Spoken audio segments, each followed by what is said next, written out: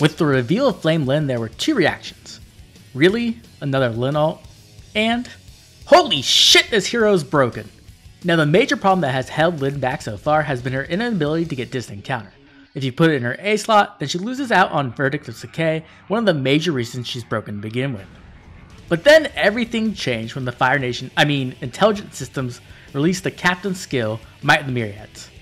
Not only did it grant Lyn distant counter, but also +6 to all stats during combat. This is by far the best distant counter that has ever been introduced into the game.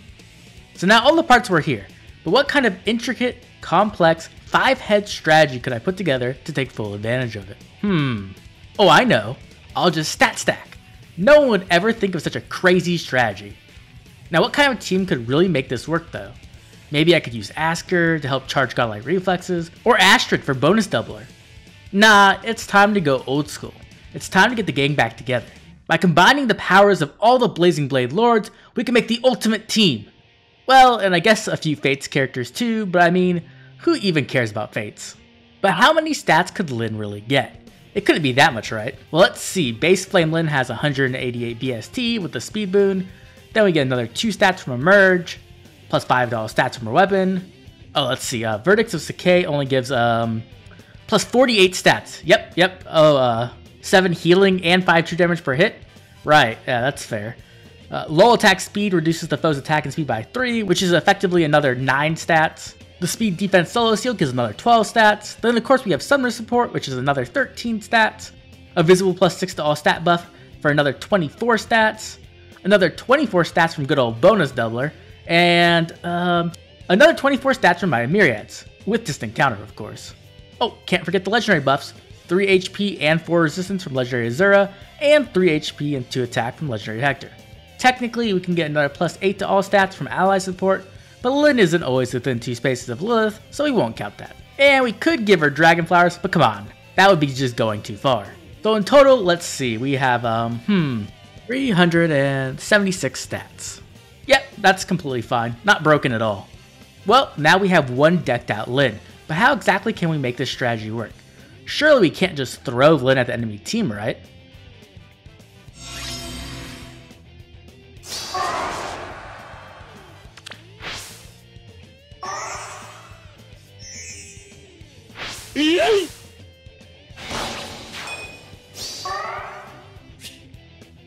Surely that was just a fluke. Summoner Duels is a hardcore PvP mode with complex strategies. Let's try it again.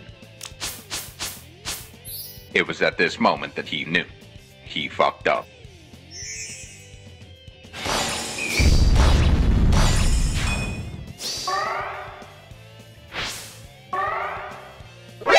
NANI?!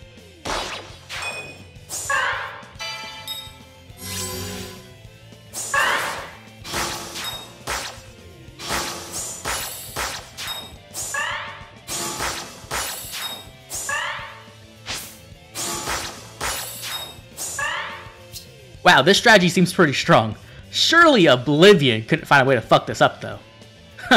A 3 houses team? Really? Don't they know Blazing Blade is the true Chad game? They won't ever be able to overcome my perfect strategy.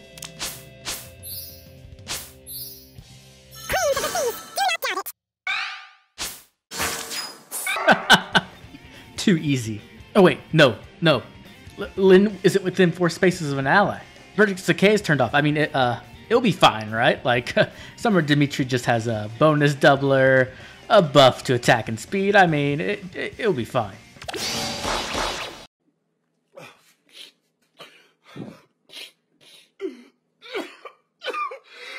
Fuck! Okay, shit, what do I do now? Maybe Lilith can scare them off. She does have bonus doubler too.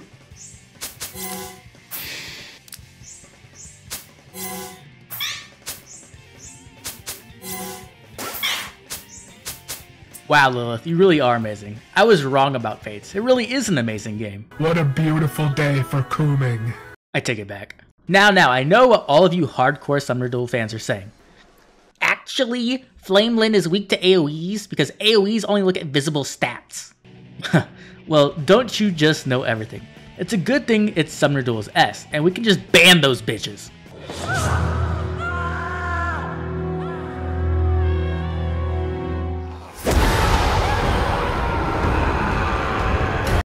eventually they can just ban your Flamelin team to oblivion, what then? That's when we bring out the real men.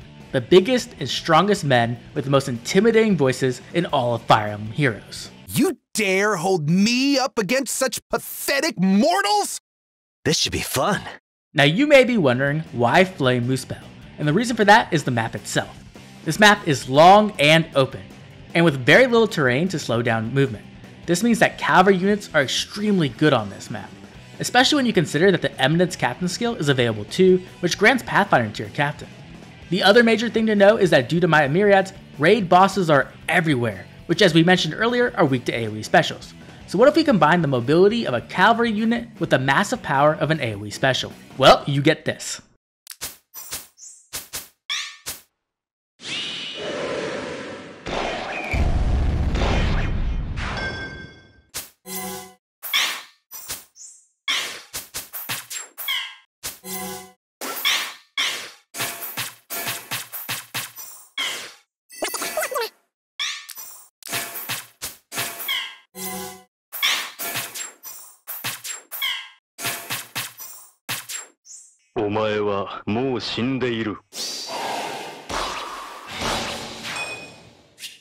As you can see, Flame Muspel just completely annihilates whatever he touches.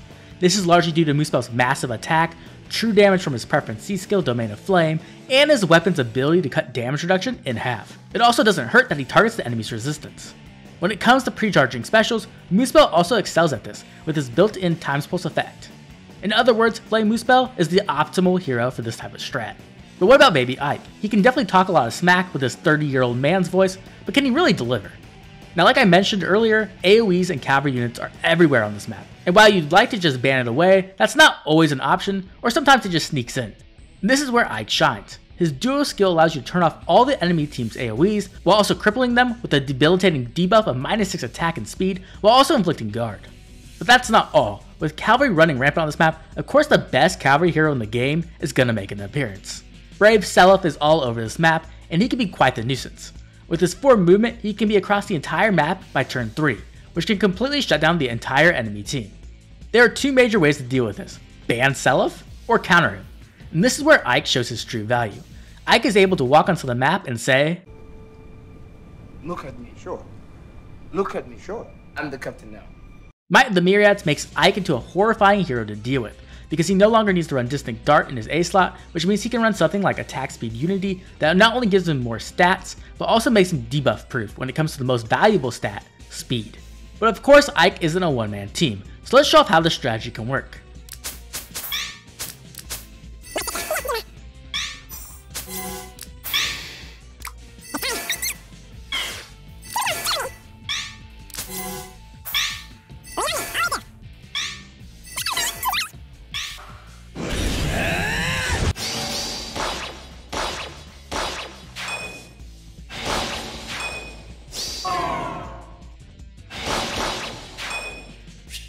This example will be showing just how much of a bully Ike and Sonya can be.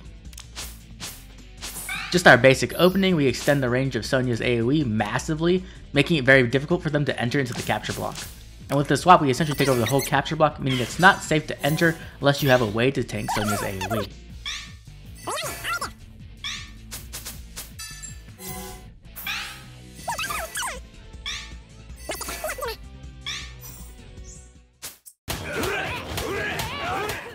Now the last thing you may be wondering is, what is your final team? Well, if you've been listening, you might have already figured it out. That's right, I'm running a degenerate Brave Seliph and Duo Dagger Congo line. I never actually used the team, but man did it get banned a ton.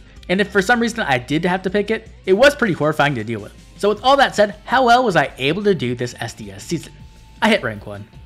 Here are some of the stats of my teams. As you can see, Flamelin did a ton of lifting. I picked her 17 times out of my 21 matches. She won 15 times, lost once, and Lilith came in for a save with the draw. The team was only banned a mere 4 times, showing just how much people underestimated this team. Duo Ike's team also did some work. I picked the team 4 times, he won 3 times and lost once. My only loss with this team was absolutely winnable, but I made a small mistake that cost me the game. The Duo Ike team was banned a whopping 13 times. People were horrified by all the power stacked on this team. I only picked the Flame Muspel 1 time, and the 1 time I did pick it, he did win. Honestly, this team was super strong and it easily could have won me more matches, but Flame Lin was dominating so hard, it was difficult to choose this team over that one. This team was banned 8 times, which is pretty respectable. Lastly, we have our Brave Self and Duo Dagger Congo line. I never picked this team, but it was banned an amazing 17 times. That's right, this team definitely did its job, which was to bait everyone and let me play my real teams. Before we end this video, I would like to hand out a warning for the upcoming SDR season. Might of the Myriads will be super strong, but remember, we won't be able to ban AoEs out. So I don't know how effective the strategy will be in that season, so please don't jump into SDR with Lin and then be mad at me later on when it doesn't work out. Now I'd love to hear from all of you. I tried really hard with this video to swap it up, try to add in a bit more fun, so hopefully people could enjoy Summoner Duels content. I know a lot of people hate this game mode, but even so, I'd love to shine the spotlight on Summoner Duels more often, so even if people don't want to play the game mode, they can at least enjoy it through my videos, or possibly even cheering in a tournament.